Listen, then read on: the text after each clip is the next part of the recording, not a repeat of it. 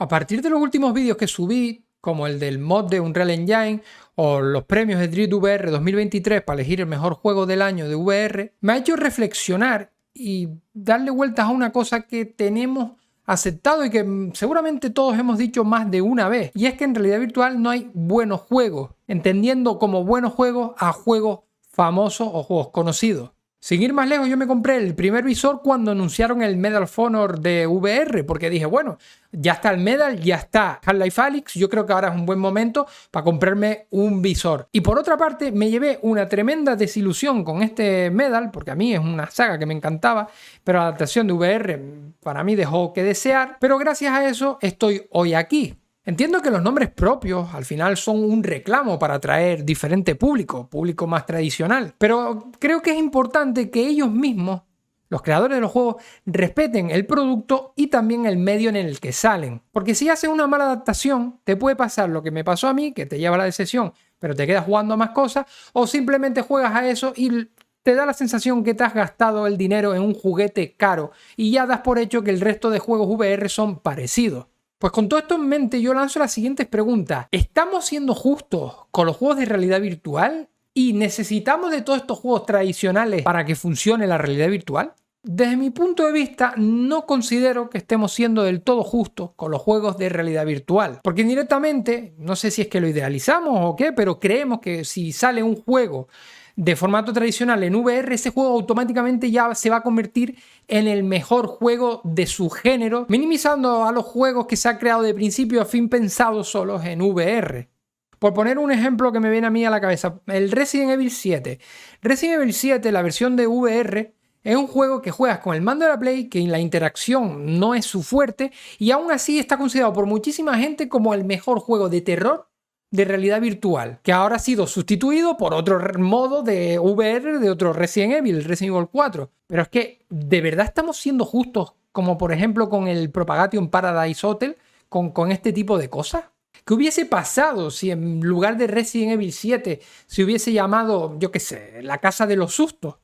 Ojo, yo con esto no quiero decir que sea un mal juego, ni mucho menos, pero el nombre pesa y me da un poco de rabia que menospreciemos los otros juegos. La otra pregunta es que si realmente necesitamos de estos juegos famosos para la realidad virtual.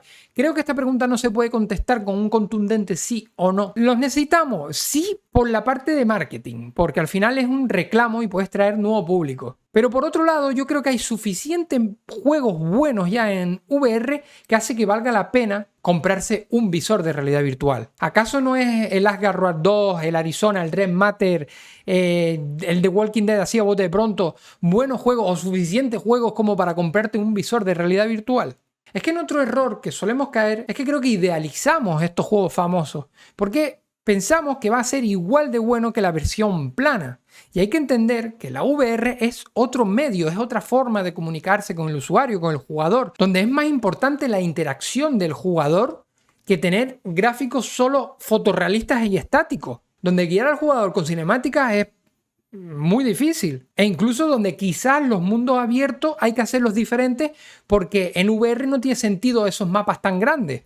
Es que al final son medios diferentes y lenguajes diferentes. Por poneros un ejemplo, juego de ping-pong. Un juego de ping-pong en consola o en PC sería un juego que no pasaría de ahí, o sea, un juego sin más. Bueno, un juego de ping-pong, a ver cómo lo hace, cómo lo adapta. No sería del todo fiel, realmente no sería fiel a lo que es jugar al ping-pong. Pero en realidad virtual tienes juegos que tienes cosas que hasta un simple juego de ping-pong puede ser un auténtico juegazo. O un Beat Saber, que es que el Beat Saber es un juego que yo, cuando me iba a comprar el visor, dije, yo a este juego no voy a jugar porque no es lo mío, porque a mí los juegos musicales nunca me han gustado, en versión consola o PC nunca, y sin embargo en la versión de VR es otro rollo totalmente diferente. Lo que quiero decir con esto no es que esto sea mejor o peor que una consola, que un PC, que otro medio, sino simplemente es eso, que es otro medio, otra forma de comunicarse, otra forma de funcionar, y no tiene que haber necesariamente las mismas cosas en un lado y en otro. Y eso creo que hay que entenderlo, lo tenemos que entender por parte de los jugadores y creo que hay que entenderlo también por parte de los desarrolladores. Soy totalmente consciente que todavía falta por salir un montón de juegos, que también faltan por salir géneros, incluso géneros nuevos que veremos por primera vez en realidad virtual. Y también me encantaría jugar a mis juegos favoritos de formato plano en VR, pero siempre y cuando se le trate como el medio diferente que es y no una simple adaptación como pasa por ejemplo con el Hitman 3. Así que yo desde aquí les animo a disfrutar de lo que ya tenemos y dar oportunidad a diferentes juegos que están hechos de principio a fin para realidad virtual, porque te puedes llevar más de una sorpresa. Y quitarnos ese complejo también de que parece que los juegos de VR no son igual de serios que los juegos tradicionales o que no son igual de válidos.